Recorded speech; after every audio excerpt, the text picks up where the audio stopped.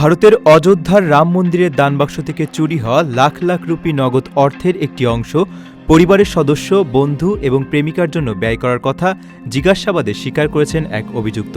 এই অর্থ দিয়ে প্রেমিকাকে একটি দামি আইফোন উপহার দেওয়া এবং ভাইয়ের জাঁকজমকপূর্ণ বিয়ের আয়োজন করার অভিযোগও রয়েছে। এনডিটিভির দাবি, অযোধ্যার রাম মন্দিরের দানবাক্স থেকে চুরি হওয়া লাখ লাখ রুপি নগদ অর্থ অভিযুক্তদের একজন তার পরিবার, বন্ধু এবং প্রেমিকার জন্য বিলাসবহুল উপহার কিনতে ব্যয় করেছেন।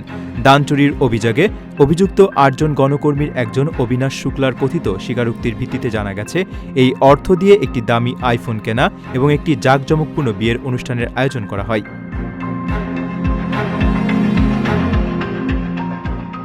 পুলিশ চুরি হওয়া অর্থের গতিপথ অনুসন্ধানের চেষ্টা চালানোর সময় জিজ্ঞাসাবাদে শুক্লা গুরুত্বপূর্ণ তথ্য দিয়েছেন বলে সূত্রের দাবি। এই চুরির ঘটনায় কোটি কোটি ভক্তের মধ্যে ব্যাপক আলোড়ন সৃষ্টি হয়েছে।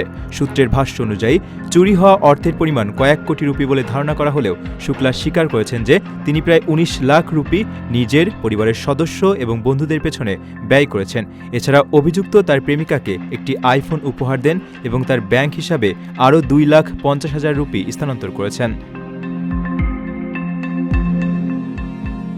নিজের একটি স্বপ্নের ফ্ল্যাট এখন আর স্বপ্ন নয়।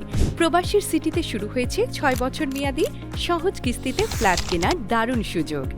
এক ঠিকানায় আধুনিক জীবনযাপনের সব সুবিধা, নিরাপদ, পরিকল্পিত ও বিদেশের মতো স্মার্ট পরিবেশ।